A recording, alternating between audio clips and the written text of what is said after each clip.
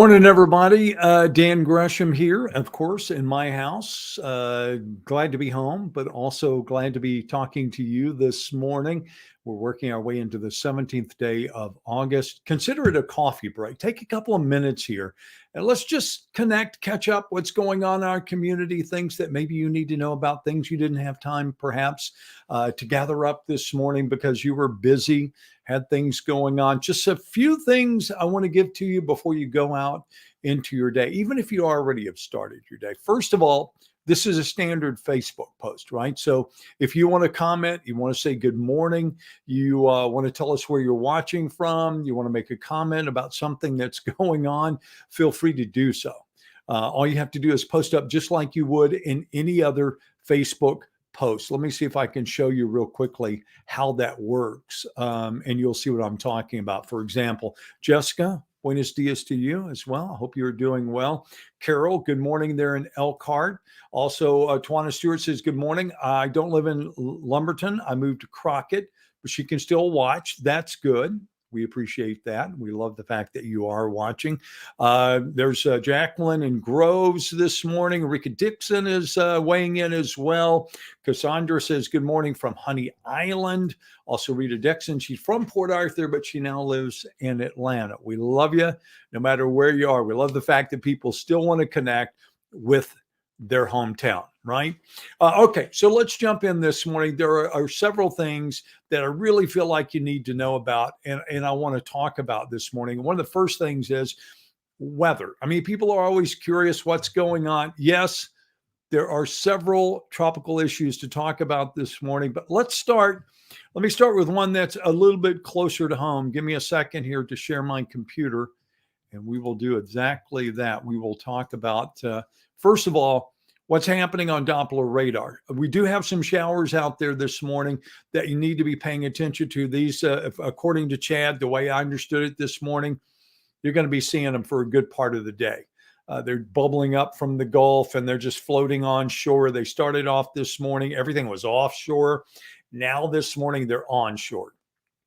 Much like we saw yesterday, not everybody gets them, but it doesn't have anything to do with the intensity because yesterday afternoon, those were some pretty strong thunderstorms that were popping across Southeast Texas, Southwest Louisiana. And this morning, apparently more of the same. They'll probably stretch right on into the afternoon. And in fact, Chad says probably Wednesday and Thursday, we'll still see a chance of showers. But by the time we get to the weekend, high pressure starts building in and we start drying out. And anyone who's watched tropical development, storms through the years knows high pressure over Southeast Texas in the middle of the summer or in August or even going into September is a good thing. Yes, it's hot. Yes, it probably kind of, creates some drier air, kind of tamps down the percentages of rain. But what it also does is help keep the tropical issues away, which is a good thing, right? So let's take a look at the latest track. And this is the one that really concerned us, right? You had some other areas of thunderstorms that the National Hurricane Center was tracking. Most of those not going to be an issue. And of course, Fred, you can barely see underneath that banner right there, is already onshore and moving up towards the northeast. This was the area of concern. This was Grace. Grace initially, the initial track had it going north of Cuba, right into the Gulf of Mexico, right? Now the track has changed because of that high pressure that's building underneath that banner is going to force it to go south of Cuba. That's the projected line. And if that's the case, and you see, this is the cone of uncertainty. Even the National Hurricane Center calls it that, all right? The cone of uncertainty. Generally speaking, the cone, obviously, the closer you are to the point of origin, the narrower the cone, or you could also call this the margin of error, because that's essentially what it is. It could go this much up or this much down from its track. That's why it's called the cone of uncertainty, because you're uncertain if it's actually going to be in the middle or will it go further up or so. But no matter on this track, it doesn't matter. it winds up going across, the Yucatan and then into Mexico. And it has no effect on Southeast Texas. So at this point, you continue to watch. We're vigilant. We're paying attention. We're not taking our eye off the ball. But at the same time, we also know now that we're not going to be quite as intense in our preparations. We're just going to make sure that we know what's going on, right? So my point being this morning, you can feel a little bit better about not having to, immediately, because I was already there, right? I'm already thinking, okay, what do I have to do? I got to go and get the generator. I've got to, start worrying about. All right. So we'll hope that the high pressure holds for a while and we don't have to worry about anything tropical anytime soon. That is the hope at this point, and it looks pretty positive. Hey, do me one more favor before you go, would you? If you're here this morning visiting with us, hit me with a thumbs up, a like. I'd appreciate it. If you don't like, give me an angry face. Give me something. Just let me know that you've been here. All right. And then I can also turn around and I can show that to people in corporate and say, look, people really, they actually take a few minutes to join us for some conversation. And again, the reminder, this is not a newscast. I'm not even trying to pretend that that's what this is. It's just casual conversation between me at my house and you at your house or wherever you happen to be on this 17th day of August. Maybe on the road, maybe, I don't know, getting back home after taking the kids to school. It'd be a late start, but some of them are starting pretty late. All right, so let's continue on. Let's come back. I want to come back and check on some other folks who have checked in. Judah says dark clouds right now in West Orange. Not a surprise there. Carol says she needs some rain in Elkhart. Well, maybe you'll get it. Savannah, good morning to you. Glad you're watching. Hi, Marie Jackson, Lupe Gomez in Austin. Thank you for watching there in the capital city as well. Rolla is up this morning wishing us a good morning too. Thank you, Rolla. Appreciate that. All right. So some other items of interest this morning that I really think that we need to talk about. One of them being confusion when it comes to numbers. And I get it. I get where it comes from. I understand why there's confusion. When you see on television us talking about the latest numbers, and we start talking about this many people in this beds and there are that. Part of the confusion has been the reporting on what does that mean? There are X number of hospital beds. You can have 300 hospital beds, but if you don't have the people to staff 300 hospital beds, you don't have 300 hospital beds. So maybe it's better explained. This is kfdm.com, again, where we post all of our new information. Urge you to go there if you want to follow what's happening in the local headlines. You see we're reporting this morning 195 newly confirmed COVID cases in the Beaumont area and 4 new deaths. Now, obviously, you can only report cases that have been reported. If people don't test or they don't report their test, then it would be hard to know. But these are known, confirmed, positive COVID results, 195. All right. You want to go more in depth? Let me point you in this direction. This is where you can go. And this is from the Texas State Health. They put together this dashboard where you can look at the number of people. Look, you can look statewide. It shows you in a very easy way, a graph. It shows you that these are the current number of people who are hospitalized, lab confirmed in the state of Texas, 11,791. It shows you how many staffed beds we have. It shows you how many are available. Then it shows you also the available number of ICU beds, which is also important. But remember, that's statewide. But you can bring it down. You can go regional. If you want to see what's happening across Southeast Texas, we are actually a 9-county trauma service area. We are Trauma Service R. Trauma Service R.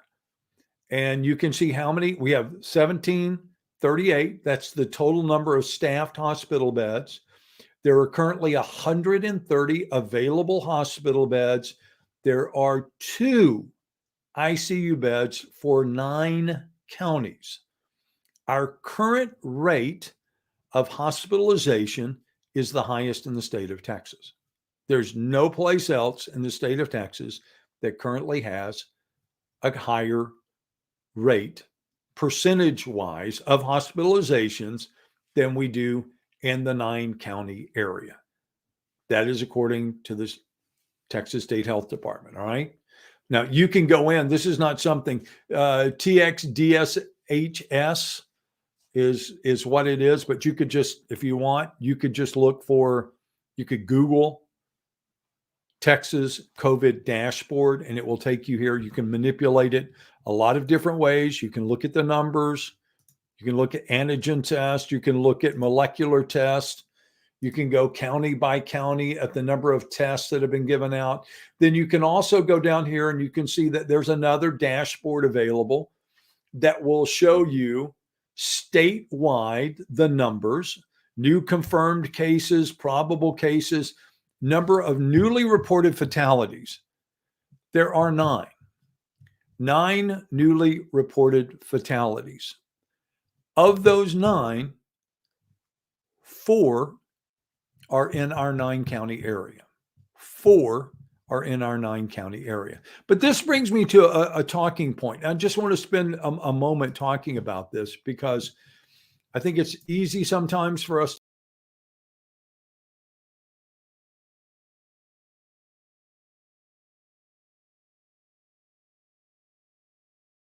You know, who is this we're counting? What does this mean? And you'll also hear the term underlying health conditions. Yes, many of the people who are dying do have underlying health conditions. There's not much doubt about that. You know, people are obese, people have heart disease, people have kidney disease, people have lung issues, pre-existing respiratory problems. And apparently COVID, whether it's in the Delta variant or not, pushes many of these people over the edge. But what we're talking about, my point is, I think it demeans the number of people who've died when we always want to go underlying health conditions. They're still not with us any longer for whatever reason. So it's almost like you're demeaning the dead to some degree by saying that. And this is just my take. This is not a policy statement on anybody's part. I'm just saying as an observation from me, a personal observation. I hope you'll take it that way. If you disagree, that's fine. I don't have a problem with that. But I hope that you at least comprehend what I'm saying. Numbers are something too that, I spend every day reading every morning. Here are how many numbers, here are this number, here's the number of people that are testing positive, the number of people who have died, the number of people in the hospital.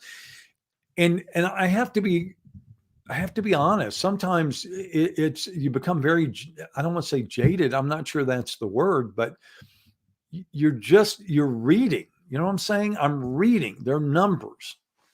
And I'm sure the same thing happens to you at home. But then something happens. And it goes from just being something you're looking at and just, a digit to being a person. And that, I think that kind of brings it home for you. I know it does for me this morning. It's home for me this morning, because until it happens to you, until it's somebody it's just hard to wrap your head around it. That it's even, come on. I know more people that have tested positive now over the course of the last 2 weeks than I probably knew the entire last year.